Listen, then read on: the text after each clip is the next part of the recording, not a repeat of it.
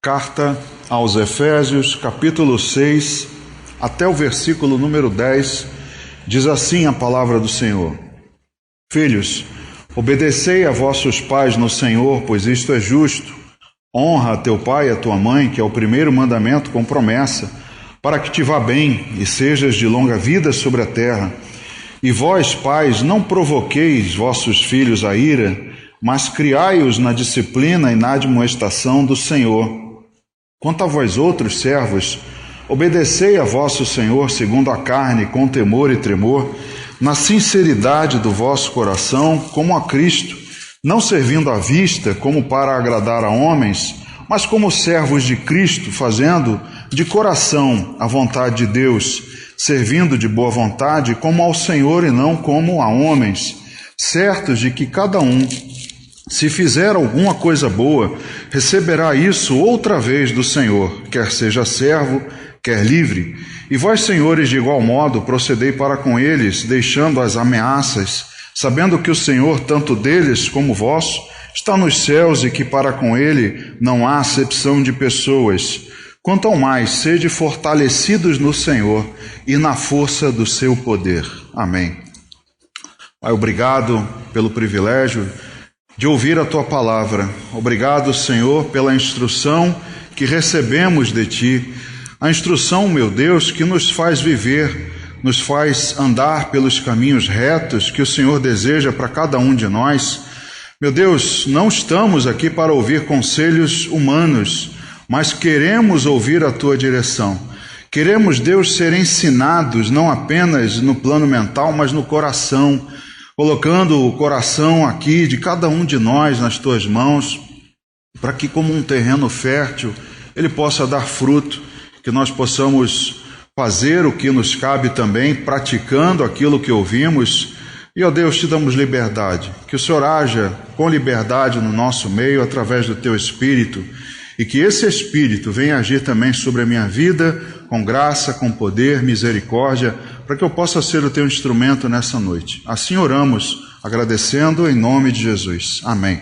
Amém, queridos.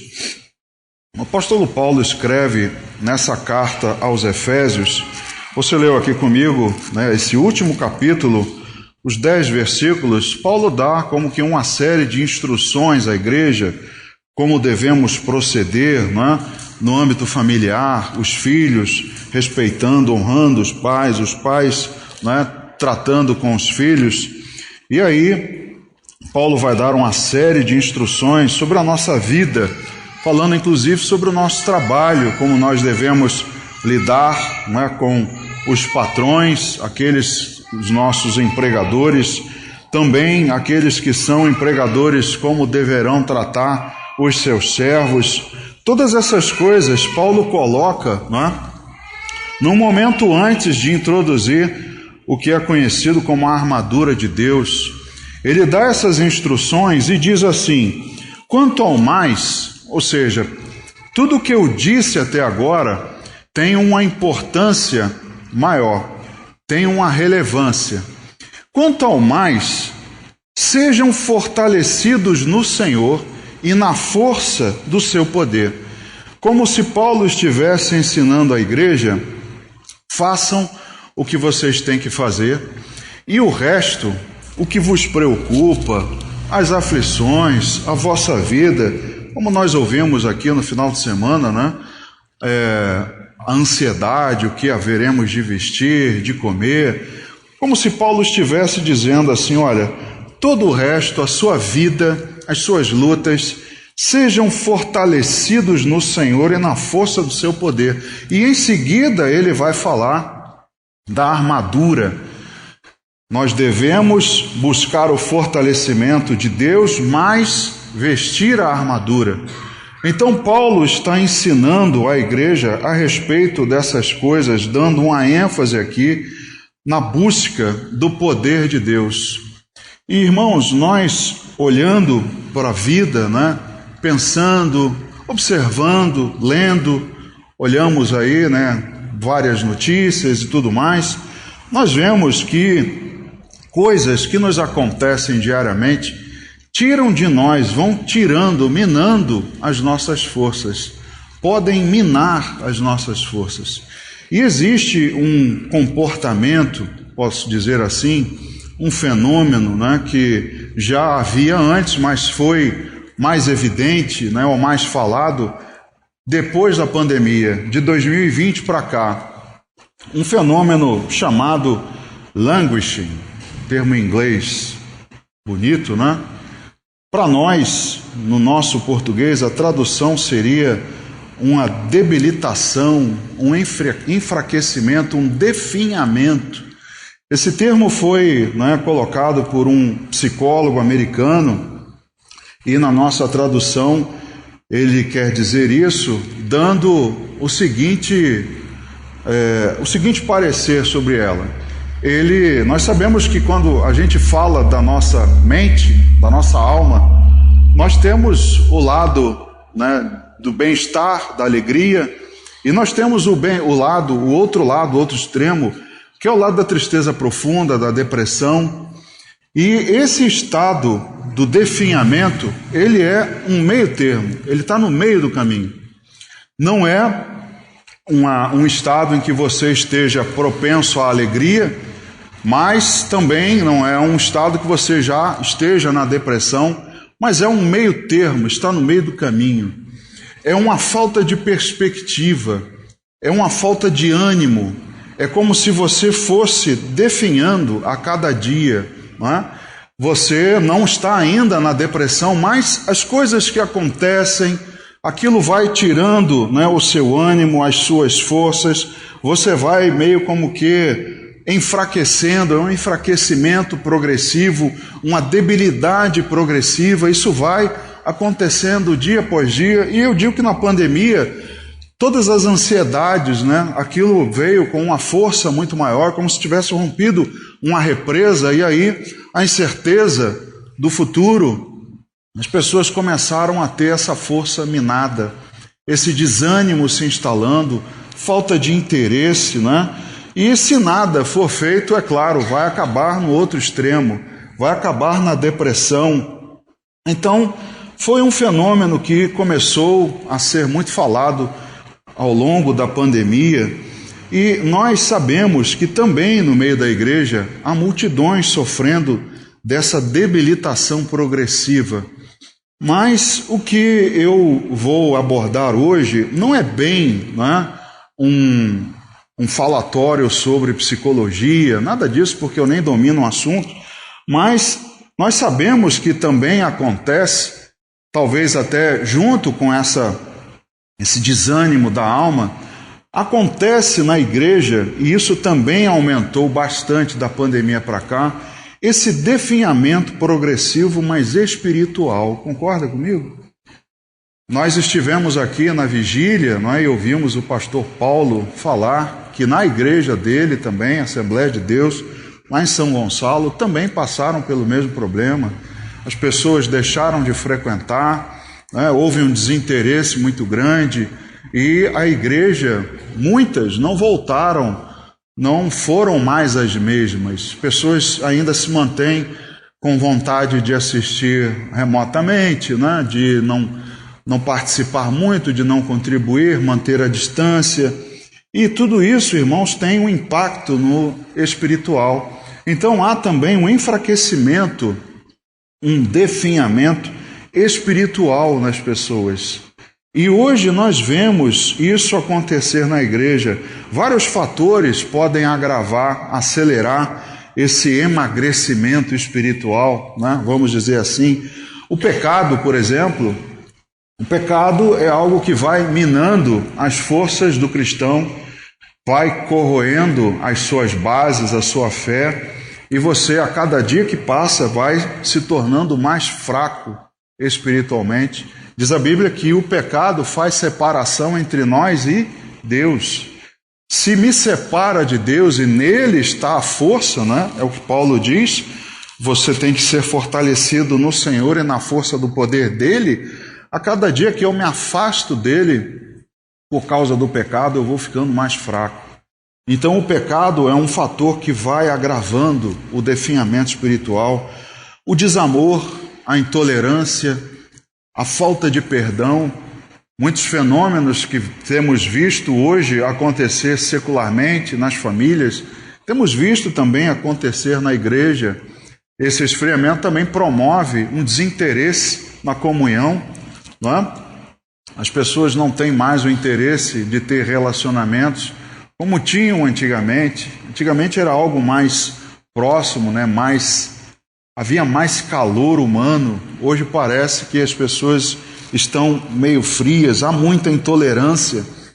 A intolerância, queridos, nós podemos ver no partidarismo, nas facções que Paulo tanto condenava, né? Não sejam facciosos, e nós vemos nas igrejas a facção. Uma pessoa não concorda mais ou não aceita mais as escolhas das outras. E tudo isso, uma pessoa que vem e não recebe, né, essa via de mão dupla, que é a comunhão, o relacionamento, não se sente mais aceita, bem recebida, muitas vezes até se sente afastada, né, repudiada. Tudo isso vai minando esse definhamento, vai agravando dia após dia.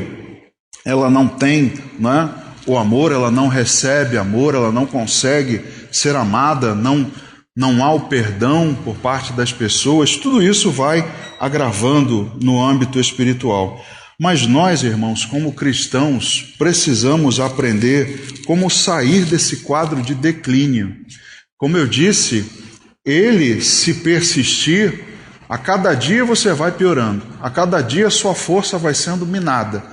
Vai chegar um dia que você não vai mais conseguir se levantar, porque é progressivo.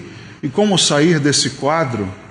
Nós precisamos aprender, nós precisamos olhar para a Bíblia e ver o que esse alerta de Paulo nos diz, que eu preciso me fortalecer no Senhor e na força do poder dEle, não no meu poder, não nas tentativas humanas, né, de tentar melhorar. Definhamento espiritual, irmãos, não melhora com autoajuda, não melhora com psicologia.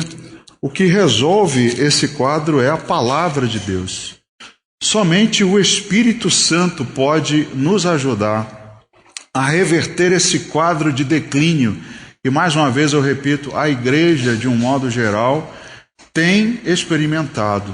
E se que cada um de nós, né, não é um dever exclusivo do pastor, o dever do pastor é orientar, exortar, né, ajudar, aconselhar, mas cada um de nós precisa olhar para a Bíblia e ver o que preciso fazer para sair desse quadro de declínio, não é? Deus, eu creio que fala conosco, nos alerta, como fez com o profeta Elias, né? Talvez um exemplo de definhamento espiritual. Elias, depois de ter vencido os profetas de Baal, ele ouve, recebe a ameaça de Jezabel e vai definhando. Um homem que sai de um ponto, né, do auge do seu ministério, vai dia após dia definhando até se encontrar numa caverna. E muitos outros exemplos que a gente vê na Bíblia de pessoas que viram que estavam entrando num círculo, né, vicioso, não virtuoso, e precisaram buscar forças em Deus para recuperar o seu caminho, para recuperar aquilo que Deus tinha planejado para elas. E eu tenho certeza que nenhum desses homens e nenhum dos que tomarem a decisão nessa noite, daqueles que se achegarem a Deus, vão ficar prostrados. Nenhum que chegar diante de Deus e clamar por essa força, Senhor, me fortalece, nenhum deles vai ficar prostrado. Isaías, queria que você abrisse para a gente ver, lá no capítulo 40, Isaías capítulo 40, no verso 28 ao 31, veja só o que diz a Bíblia. Não sabes, não ouviste que o eterno Deus, o Senhor, o Criador dos fins da terra, nem se cansa, nem se fatiga, não se pode esquadrinhar o seu entendimento, faz forte ao cansado e multiplica as forças ao que não tem nenhum vigor. Os jovens se cansam e se fatigam, e os moços de exaustos caem.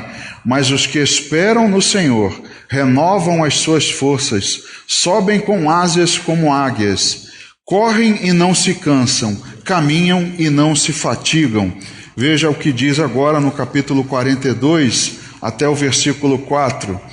Diz assim: Eis aqui o meu servo, a quem sustenho, o meu escolhido, em quem a minha alma se compraz. Pus sobre ele o meu espírito, e ele promulgará o direito para os gentios. Não clamará, nem gritará, nem fará ouvir a sua voz na praça. Não esmagará a cana quebrada, nem apagará a torcida que fumega. Em verdade, promulgará o direito. Não desanimará, nem se quebrará até que ponha na terra o direito, e as terras do mar aguardarão a sua doutrina. Veja o que Isaías diz a respeito, né, de buscar forças em Deus. E aí ele diz que Deus não se cansa. Deus está sempre trabalhando, buscando, né, meios para aquele que está com Ele, para aquele que tem comunhão, que tem uma vida com Ele. Aqueles que cansam, Ele multiplica as forças. Aos que não têm mais nenhum vigor, Ele dá vigor extraordinário. Ele diz aqui que até os jovens podem cansar e os moços caírem de exaustos, né? Mas aquele que espera no Senhor renova as suas forças. As pessoas estão entrando nesse quadro, mas não estão olhando para o Deus da força, o Deus que pode fortalecer, renovar as forças. E quando nós olhamos o texto em Isaías 42, esses que estão assim, Deus não esmaga, Deus não termina de quebrar, não é? Você está fraco, você não está aguentando, então vou terminar, vou ter misericórdia, vou dar o tiro final para acabar logo com você de uma vez. Ele não faz isso. Aqui a Bíblia diz que ele não esmagará a cana quebrada, nem apagará a torcida que fumega.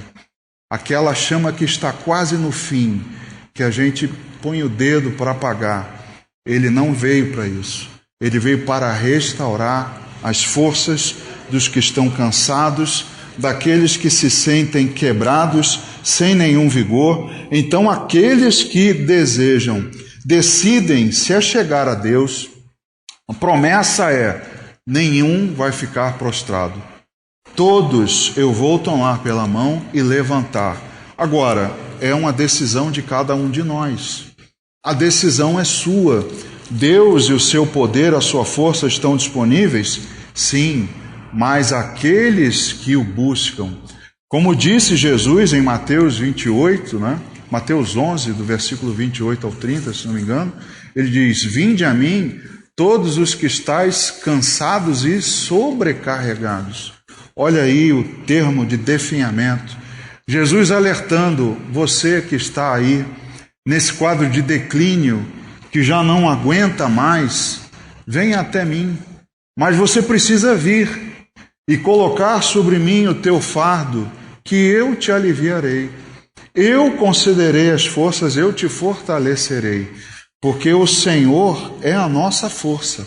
Veja lá o Salmo, capítulo 28, do verso 7 ao 9. Salmo 28, do 7 ao 9.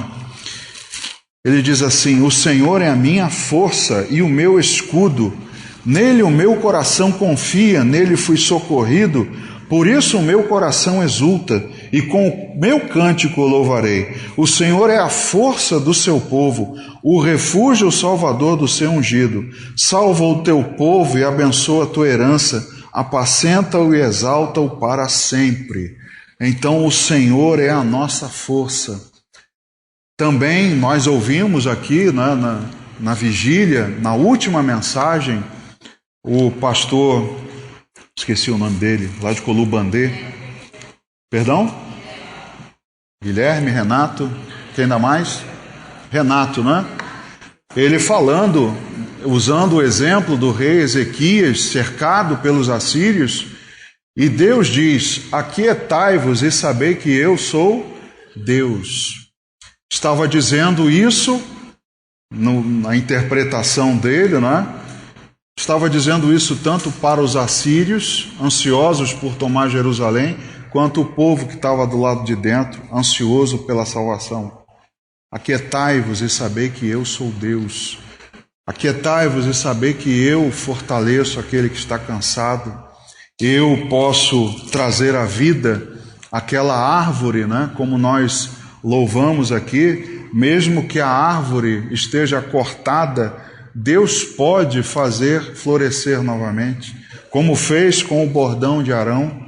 Então, irmãos, nós precisamos aprender com a Bíblia que Deus é a nossa força, não apenas no louvor, né? Nós cantamos aqui de vez em quando, a alegria do Senhor é a nossa força, não é isso? Nós cansamos aqui de louvar às vezes, mas e aí, quando você perde as forças? Cadê a alegria? Cadê a vontade de buscar o Senhor e a sua força? É como eu disse, muitos estão, né, caminhando para o definhamento total, para o outro lado da história, não é? E muitas vezes, por falta de sensibilidade, amor, percepção, muitos acabam de matar, né? Acabam de esmagar, enquanto, na verdade, nós precisávamos conduzir essa pessoa para aquele que pode nos fortalecer. Então, irmãos, vamos olhar na Bíblia exemplos de pessoas que buscaram a força de Deus, para que nos ajude nos nossos momentos de desânimo. O primeiro exemplo que eu deixo é de uma mulher também muito conhecida, é a história da mãe de Samuel, Ana. Ana foi uma mulher que buscou força no Senhor. Abra lá no primeiro livro de Samuel, no capítulo 1, do verso 6 e 7. Veja só o quadro em que Ana estava. Primeiro livro de Samuel, capítulo 1, verso 6. A sua rival a provocava excessivamente para a irritar, porquanto o Senhor lhe havia cerrado a madre. E assim o fazia ele de ano em ano, e todas as vezes que Ana subia à casa do Senhor, a outra a irritava, pelo que chorava e não comia. Imagina, irmãos, esse quadro. Imagina o enfraquecimento, a debilidade de Ana, ano após ano. A Bíblia não diz quantos anos se passaram, não é, nesse quadro, mas Ana com certeza estava na ladeira abaixo, né, de tamanha fraqueza, já não aguentava mais. Aqui dizia que ela provocava excessivamente. Queridos, nada hoje comparado com assédio moral, né? Assédio moral hoje, o bullying deveria ser fichinha para o que Ana passava. Também nos versículos 15 e 16, porém Ana respondeu: não, Senhor meu, eu sou mulher atribulada de espírito. Veja como ela se qualifica, veja como é uma pessoa que está no definhamento, na debilitação espiritual, alguém atribulado de espírito.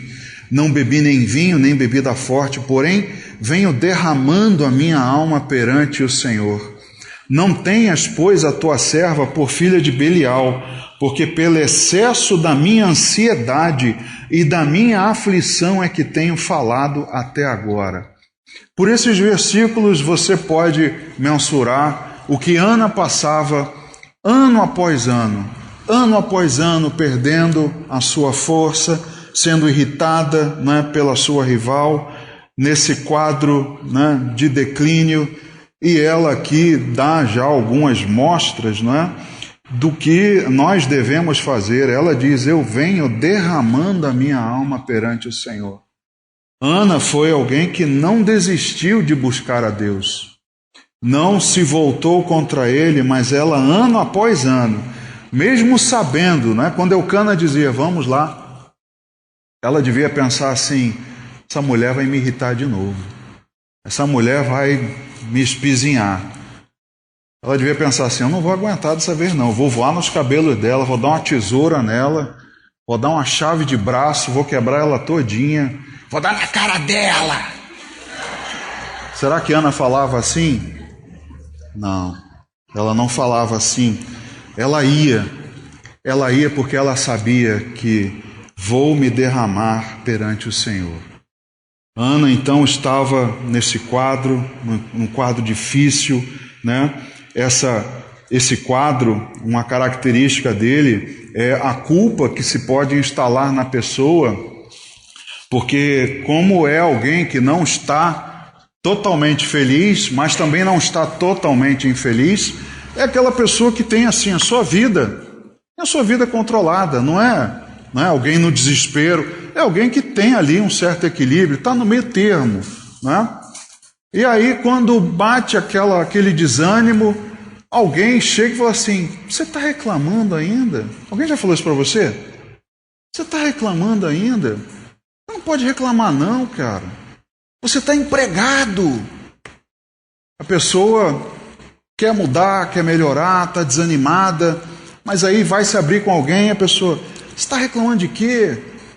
Você tinha que dar graças a Deus que você está empregado. O cara se sente culpado. Assim, caramba, eu sou culpado. Eu estou desanimado, estou desestimulado, mas as pessoas me dizem que eu sou culpado. Veja só o que Eucana diz para ela no versículo 8. Então Eucana, seu marido, lhe disse: Ana, por que choras? E por que não comes? E por que estás de coração triste? Não te sou eu melhor do que 10 filhos? Ele diz para ela assim: para que você quer filhos? Você não tem, ok. Mas para que esse drama? Pô, eu não sou melhor do que qualquer filho que você possa ter. Ou seja, ele indiretamente, né, nas entrelinhas, está culpando Ana. E ela tem que ouvir aquilo do seu marido, tem que ouvir a irritação da sua rival, mas ela, ano após ano, derramava a sua alma perante o Senhor. O único que pode entender verdadeiramente seus problemas. Eu posso não entender, até posso dizer alguma coisa que te irrite, não é? Falar para você isso mesmo. Pô, tá reclamando o quê, cara? Tá de barriga cheia aí? Pô, mas Deus, Ele entende verdadeiramente o teu estado. E Ele não pisa e não apaga a torcida que fumega, Ele compreende. Então o marido não a entendia, a outra mulher a hostilizava e ela só ia piorando ano após ano. Mas Deus não a esmagou. Deus não calou a sua boca. Ele viu a amargura de Ana e concedeu a ela a sua graça. O verso 19: levantaram-se de madrugada e adoraram perante o Senhor, e voltaram e chegaram à sua casa a Ramá. Eucana coabitou com Ana, sua mulher, e lembrando-se dela o Senhor, ela concebeu, e passado o devido tempo, teve um filho, a quem chamou Samuel, pois dizia: do Senhor o pedi. Então Deus ouviu, Deus compreendeu, viu a sua amargura, viu, a sua ansiedade, a sua aflição, o seu estado, e aí concedeu a ela a graça. Ana orou ano após ano, com o coração contrito, quebrantado, mas sem se voltar contra Deus, como eu disse. Ela não fez assim com Eucana, né? Vamos lá, eu vou nada, eu vou lá sacrificar para esse Deus que não me dá um filho, eu não vou, eu cansei, não vou mais, fui 10 anos, agora não vou mais, cansei, me revoltei contra ele, não volto mais. Ela não fez isso, irmãos.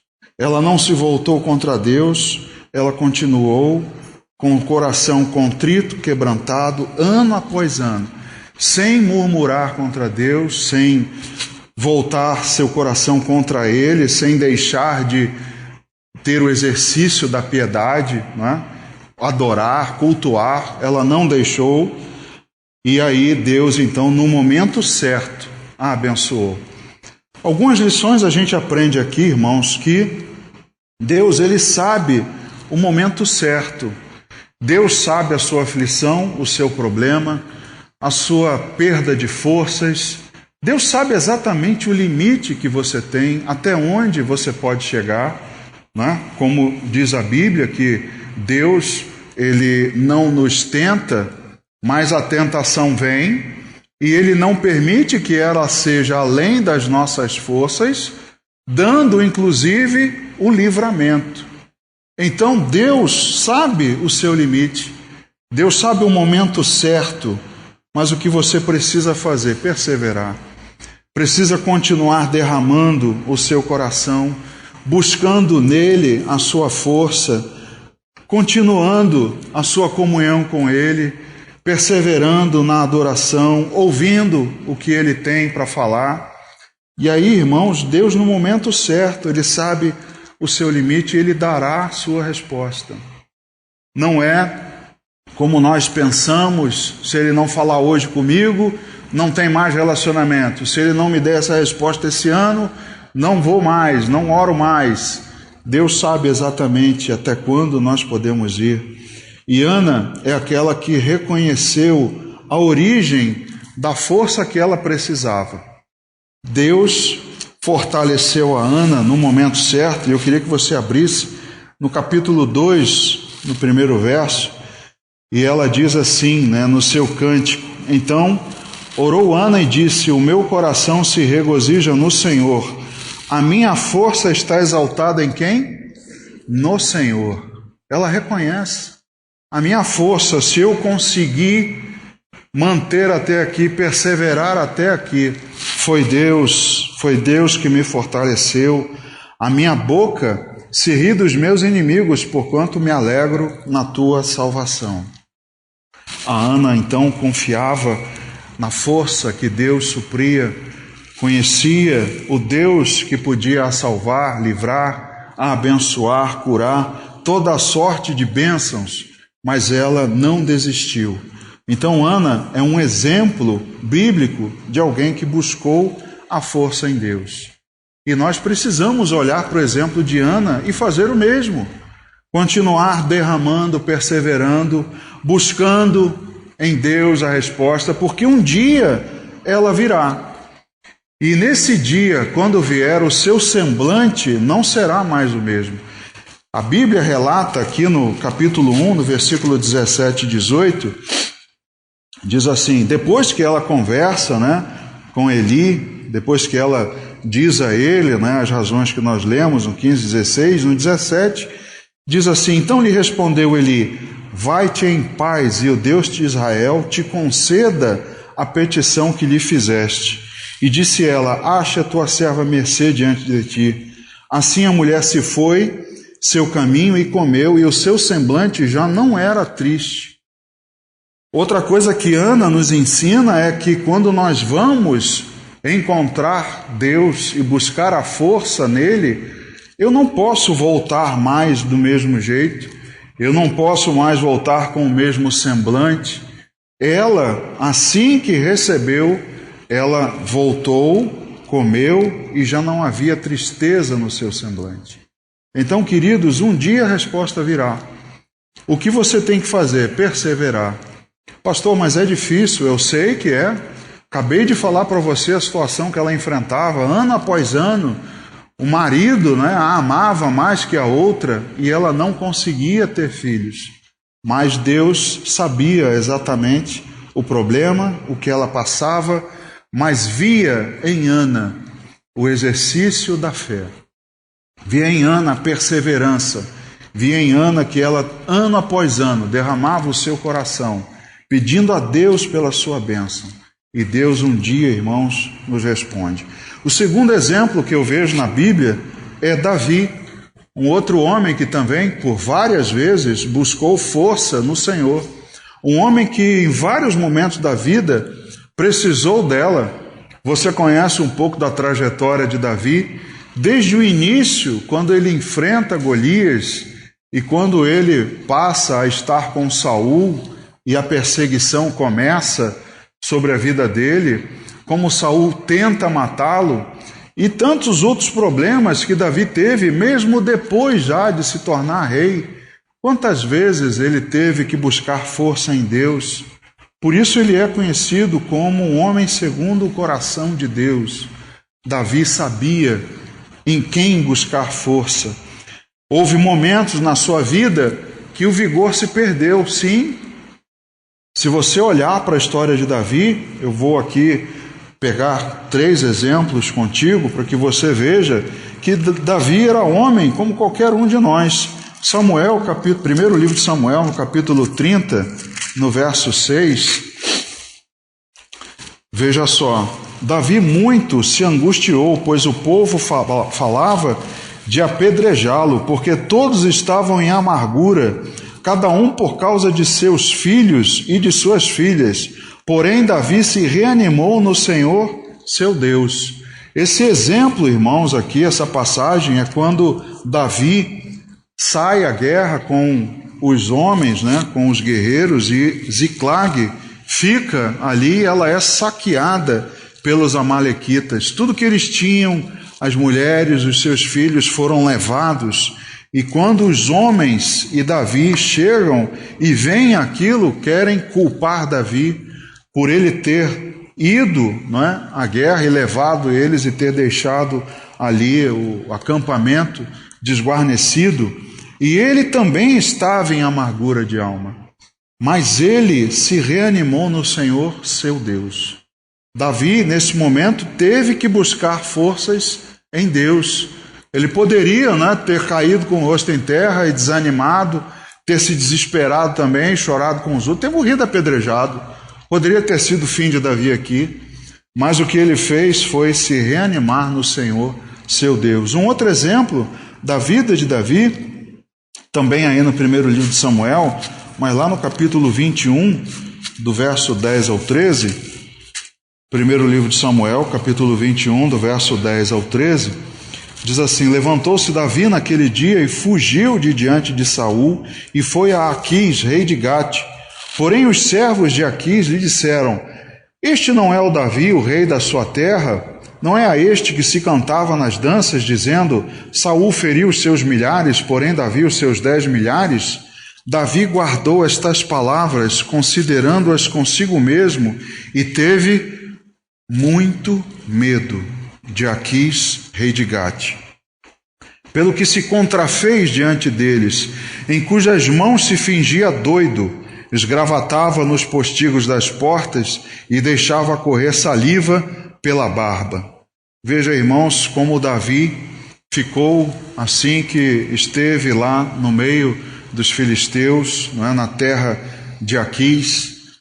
E aí, naquele momento, ele teve muito medo, porque os outros olhavam para ele e o reconheciam. E ele teve medo. Mas o que ele fez, irmãos, foi continuar se fortalecendo em Deus. No capítulo 22, do verso 1 e 2, diz assim: Davi retirou-se dali e se refugiou na caverna de Adulão.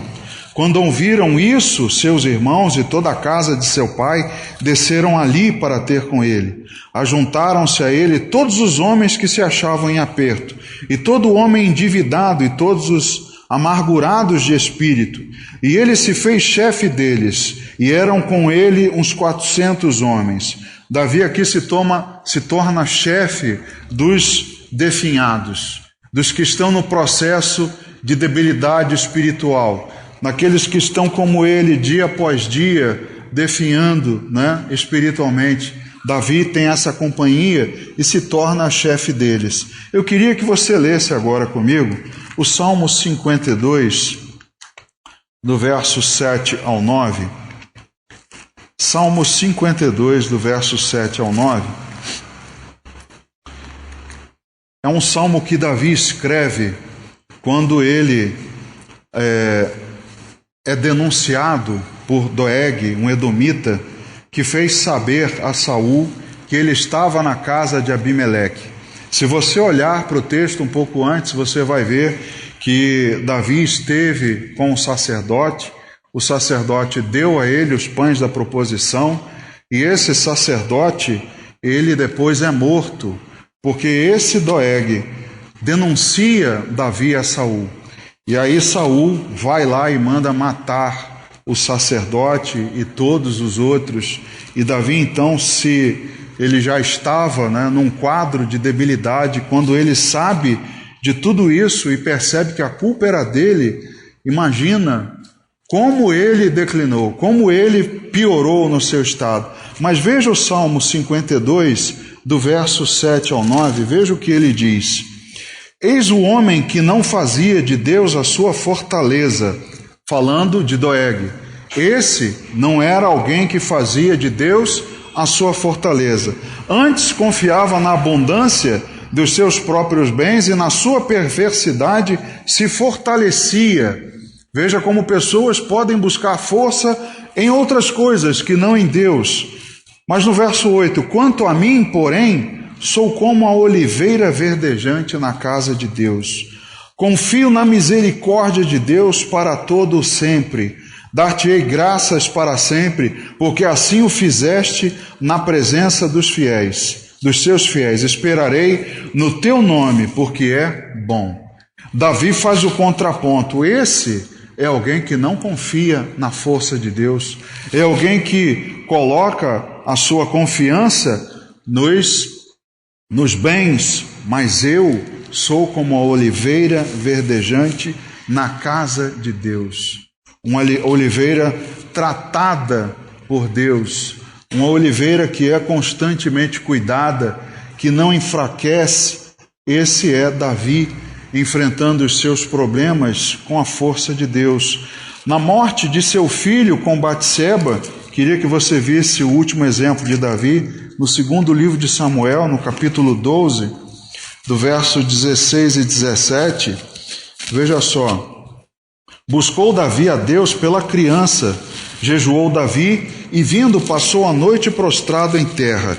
Então os anciãos da sua casa se achegaram a ele para o levantar da terra, porém ele não quis e não comeu com eles.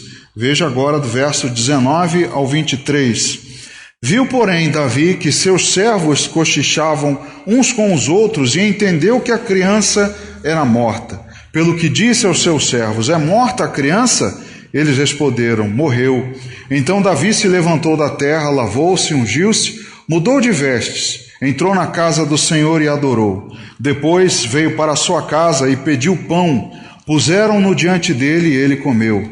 Disseram-lhe seus servos, que é isto que fizeste? Pela criança viva jejuaste e choraste. Porém, depois que ela morreu, te levantaste e comeste pão?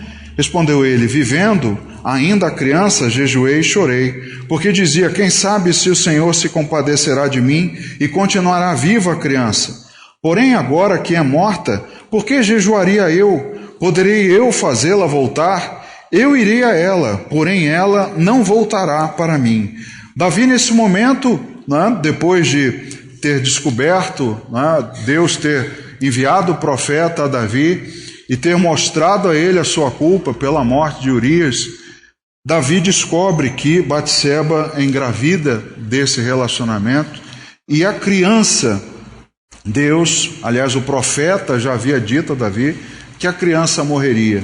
E ele aqui declara, deixa claro o texto, que ele estava num momento também de declínio. Também não comia, não tinha ânimo, jejuava, intercedia, buscava alguém que estava ali naquela situação difícil, sem forças, mas ele continuava buscando a Deus. É o que ele declara aqui. Enquanto ela estava viva, eu continuei buscando. Mas depois que Deus deu a sua resposta, para que eu vou continuar? Ele ainda diz aqui, se eu continuar assim, eu vou encontrá-la. Percebeu o texto? Se eu continuar nesse declínio, eu vou encontrá-la, eu vou morrer junto com ela, mas ela não vai vir até mim. Então ele percebe que não é a solução continuar indo de mal a pior. Mas ele, como Ana, resolveu comer, mudou o seu semblante também, adorou o Senhor, permaneceu, irmãos, firme. Porque ele sabia, confiava em Deus, ele buscava as suas forças em Deus. As perdas abalaram Davi, ele perdeu em Ziclag, houve perdas, houve derrota, mas ele buscou força em Deus. Ele buscou se renovar, se reanimar em Deus. Nós vimos como ele passou por problemas, perseguições, que trouxeram temor, mas ele confiava na misericórdia de Deus. O que fazia Davi se fortalecer é que ele confiava na misericórdia de Deus. Eu confio no meu Deus, eu sei que Ele é misericordioso. Por isso eu vou continuar intercedendo. Ana confiava em Deus, sabia que Ele era poderoso, misericordioso, mas eu vou continuar. Vou continuar orando, vou continuar pedindo, vou continuar cultuando, adorando. Vou continuar, vou permanecer, porque ele confia, ele e ela, na misericórdia de Deus. E nós precisamos, irmãos, aprender com eles. Então nenhum revés tirava a comunidade com Deus e a adoração. Não tirou Ana, isso não foi motivo para ela deixar de adorar. Também não foi de Davi, porque assim que o menino morreu, ele levantou, se ungiu e foi adorar. Foi se alimentar também.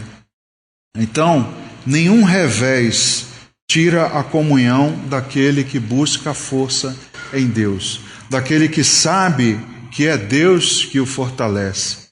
Provérbios 3:5 diz: confie no Senhor de todo o teu coração e não te estribes, não te apoies no teu próprio entendimento.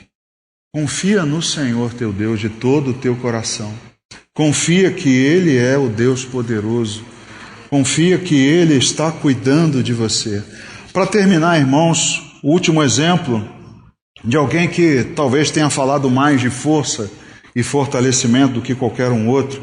O apóstolo Paulo sabia muito bem quem o fortalecia. Alguém que foi separado por Deus, para aprender o que é padecer.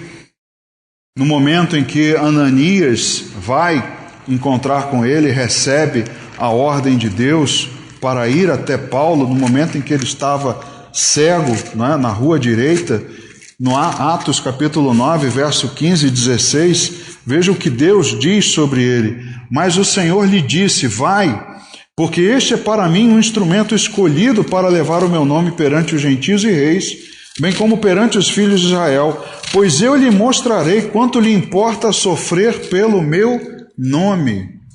Queridos, ouvir uma palavra dessas não deve ser fácil, não é? Mas para levar o seu nome eu preciso sofrer. Paulo foi separado por Deus e ouviu dizer que, olha, Ele te separou para você saber como você deve sofrer pelo nome dEle. Olha que convite bom, hein? A maioria ia dizer: não quero não, estou fora. Se for assim, nessas condições eu não quero. Mas ele foi alguém separado por Deus para isso, para aprender o que é padecer, o que é sofrer. Era alguém que podia crer que a sua força estava nele mesmo. Ele mesmo reconhece isso e diz lá na carta aos Filipenses que ele podia se gloriar na carne mais do que qualquer um. Filipenses capítulo 3, do verso 4 ao 7, ele diz assim: bem que eu poderia confiar também na carne. Se qualquer outro pensa que podia confiar na carne, eu ainda mais. Circuncidado ao 8º dia, da linhagem de Israel, da tribo de Benjamim, hebreu de hebreus, quanto à lei fariseu, quanto ao zelo perseguidor da igreja, quanto à justiça que há na lei irrepreensível, mas o que para mim era lucro, isto considerei perda por causa de Cristo. Ele sabia que antes da sua conversão, antes do encontro com Jesus, ele tinha todos os predicados para alguém dizer assim: eu confio na minha força, eu confio na minha capacidade, eu me conheço, eu sei muito bem quem eu sou, o que eu posso fazer. Mas ele, depois de reconhecer, de conhecer Jesus, ele diz que tudo isso, por causa de Cristo, ele considera como refúgio, como perda. Então ele era alguém que podia acreditar que a força não estava em Deus, mas nele mesmo. Ele foi alguém que ensinou à igreja que Deus sabe o limite das nossas forças, como eu mencionei com os irmãos. Vamos ver primeira carta aos Coríntios, capítulo 10, o verso 13. Ele diz: não vos sobreveio tentação que não fosse humana, mas Deus é fiel e não permitirá que sejais tentados além das vossas forças. Pelo contrário, juntamente com a tentação vos proverá livramento, de sorte que a possais suportar. Paulo ensinou a igreja a respeito de força, a respeito de quem tem a força e de quanto nós podemos resistir. Deus não permitirá que você seja tentado além das suas forças.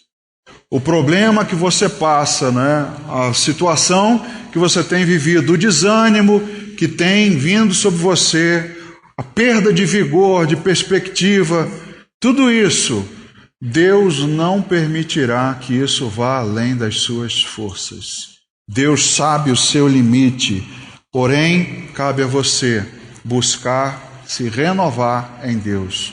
Então, Paulo ensina que nós, pelo contrário, juntamente com a tentação, ele provê livramento para que a gente possa suportar.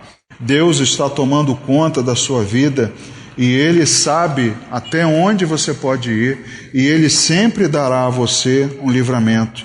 Nas tribulações, Paulo aprendeu a confiar em Deus, ensinou a igreja a respeito disso na segunda carta aos Coríntios, no capítulo 1, no verso 8, 2 aos Coríntios, capítulo 1, verso 8, ele diz: porque não queremos, irmãos, que ignoreis a natureza da tribulação que nos sobreveio na Ásia, porquanto foi acima das nossas forças, a ponto de desesperarmos até da própria vida. Veja, queridos, o que o apóstolo Paulo diz. Ele sabe, que em determinados momentos dá a impressão de que as coisas estão acima das suas forças e que você está a ponto de dar cabo, ou perder a esperança até na sua própria vida. E ele diz no verso 9: contudo, já em nós mesmos tivemos a sentença de morte, para que não confiemos em nós, e sim no Deus que ressuscita os mortos. Veja o que ele diz, queridos. Há momentos em que parece que você vai desesperar, que você vai sucumbir, que você vai morrer, mas nós confiamos em Deus, um Deus que ressuscita os mortos. Como nós ouvimos, a mensagem que o pastor Paulo pregou aí na quinta-feira sobre Abraão e Isaac. Abraão, quando vai, diz: nós voltaremos depois de sacrificar. Porque ele cria no poder de Deus. Ainda que eu tiver que sacrificá-lo, eu sei que Deus é poderoso para ressuscitar. E Paulo diz: olha, contudo, eu sei que eu tenho sentença de morte sobre mim, mas o que é isso? Se eu confio num Deus que pode até ressuscitar. Então, queridos, não há tribulação, não há desespero, não há luta que possa tirar plenamente as forças daquele que confia em Deus. Paulo esteve sozinho, mas nos momentos em que esteve só, ele sabia que Deus o fortalecia. Em Filipenses capítulo 4, verso 13, um versículo que muitos conhecem de cor: tudo posso naquele que me fortalece. Veja que declaração linda, porque ele diz antes que ele aprendeu a viver em toda e qualquer situação. Então, mesmo quando ele está humilhado, mesmo quando ele está com fome, mesmo quando ele está com escassez, mesmo com toda a situação desfavorável, ele pode tudo naquele que o fortalece. Não mais nos seus títulos, hebreu de hebreus, sobrepujei a todos da minha geração, mas isso para mim agora não é mais importante, que aquilo não me serve para resistir às tribulações, mas sim, esse que me fortalece, esse que me dá as forças para seguir adiante. Então, ele declara, ele é alguém que pôde declarar que nessa força Deus supriu os seus piores momentos. Deus o ajudou nos piores momentos. ele, nas suas fraquezas, tinha a certeza do agir do poder de Deus. Veja como o apóstolo Paulo falou por diversas vezes em força, em fortalecimento. Segundo aos Coríntios, no capítulo 12, do verso 5 ao 10. Segundo aos Coríntios 12, do 5 ao 10. De tal coisa me gloriarei, não porém de mim mesmo, salvo nas minhas fraquezas. Veja como ele nem se gloria na sua força, mas nas fraquezas. Pois, se eu vier a gloriar-me, não serei nécio, porque direi a verdade, mas abstenho-me para que ninguém se preocupe comigo mais do que em mim vê ou de mim ouve. E para que não me ensoberbecesse com a grandeza das revelações, foi-me posto um espinho na carne, mensageiro de Satanás, para me esbofetear, a fim de que não me exalte. Por causa disto, 3 vezes pedi ao Senhor que o afastasse de mim.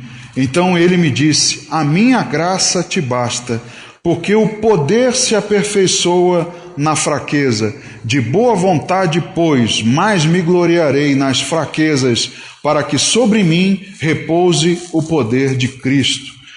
Veja, queridos, o que é alguém que entende de onde vem a sua força. É alguém que sabe que é melhor até passar por fraqueza, passar por tribulações, porque ele sabe que enquanto ele é fraco, Deus é que o fortalece. Enquanto ele está passando pelas seus momentos de fraqueza, Deus o está fortalecendo. O que é melhor, querido, é que Deus te fortaleça. Se for para Deus te fortalecer, que seja na fraqueza. As pessoas querem força quando já estão fortes. Eu quero força quando eu estiver na onda, na crista da onda. Não quando eu estiver lá embaixo. O apóstolo Paulo via de uma maneira contrária. Eu prefiro estar lá no fundo, porque é aí que o poder de Deus se manifesta na minha vida. É aí que Ele me fortalece. Então, queridos, o último versículo que nós lemos lá no início, em Isaías, capítulo 40, no verso 31, para encerrarmos. Isaías, capítulo 40, verso 31. Mas os que esperam no Senhor renovam as suas forças. Sobem com asas como águias. Correm e não se cansam. Caminham e não se fatigam. Espere no Senhor. Espere no Senhor para que sua força seja renovada por Deus.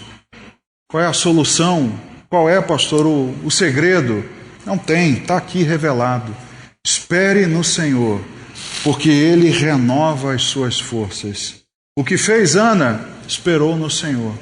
Esperou perseverante, ano após ano, estava ali derramando o seu coração e Deus honrou. Deus, no momento certo, a abençoou. O que fez Davi em tantos momentos que esteve em fraqueza, em tribulação, em angústia, confiou na misericórdia de Deus e foi consolado. O apóstolo Paulo também. Tantas vezes em que ele esteve passando por problemas, mas ele sabia quem o fortalecia. Então, irmãos, voltando ao texto que lá lemos no início, quanto ao mais, sejam fortalecidos no Senhor e na força do seu poder. Busque o poder de Deus para ser fortalecido nas lutas do dia a dia, que esse definhamento que vem atacando muitos, inclusive na igreja, que ele não vença você, que você corra atrás do socorro de Deus. Escolhidos de Deus sofrem, vimos aqui, Paulo foi um escolhido para aprender o que é padecer, também perdem, também se entristecem, mas o que nós precisamos aprender é a confiar em Deus como eles confiaram, depositar a fé em Deus e não deixar de buscá-lo. E creia que Deus tem um momento certo para te livrar. No momento certo, Ele vai suprir você de tudo que você precisa. Amém? Vamos orar, vamos ficar de pé, vamos louvar.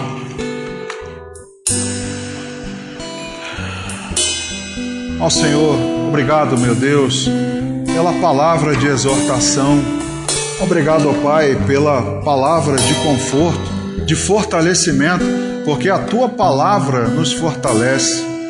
Ó meu Deus, não as nossas capacidades humanas, não os nossos recursos, como Doeg fez, ó Deus. Alguém que não confiava no Senhor, mas confiava nas riquezas e nas coisas que o mundo podia dar. Nós somos aqueles que confiam em Ti. Sabemos que não podemos confiar no braço de carne, mas podemos confiar no Senhor. Porque vemos na Bíblia que muitos homens e mulheres passaram por momentos terríveis, de enfraquecimento, de um emagrecimento espiritual, sendo acometidos, meu Deus, por tristezas, tribulações, derrotas.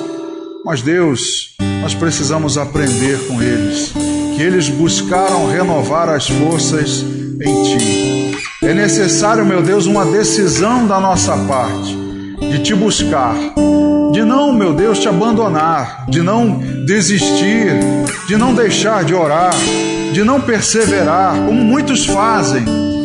Meu Deus, que a Tua igreja tem um papel ativo nesse momento em perceber e ter a sensibilidade para não desanimar, não acabar por sepultar, meu Deus, aquele que está enfraquecendo, que está desanimando, sem perspectiva. Mas Deus, que haja um virar, que haja, meu Deus, uma renovação, que haja uma reviravolta, meu Deus, na vida espiritual daquele que se encontra assim. Meu Deus, se algum dos meus irmãos estiver nessa situação essa noite, Pai, fala com eles, renova as suas forças, meu Deus, fortalece os Teus filhos, não os deixa perecer no caminho, meu Deus, mas estende a mão a cada um deles, que eles possam buscar no Senhor a força, que eles possam declarar, como quando louvam, que a nossa alegria, a alegria do Senhor é a nossa força, que haja verdadeira alegria, não uma aparente, meu Deus, nos momentos de louvor, mas quando saímos daqui, o que nos abate é a tristeza e a solidão. Que haja verdadeira alegria de um Senhor que está conosco e nos fortalece. Ó Deus, que assim sejamos. Faz isso conosco, meu Deus, abençoa a Tua igreja. Assim nós oramos, Pai, e o fazemos em nome de Jesus. Amém.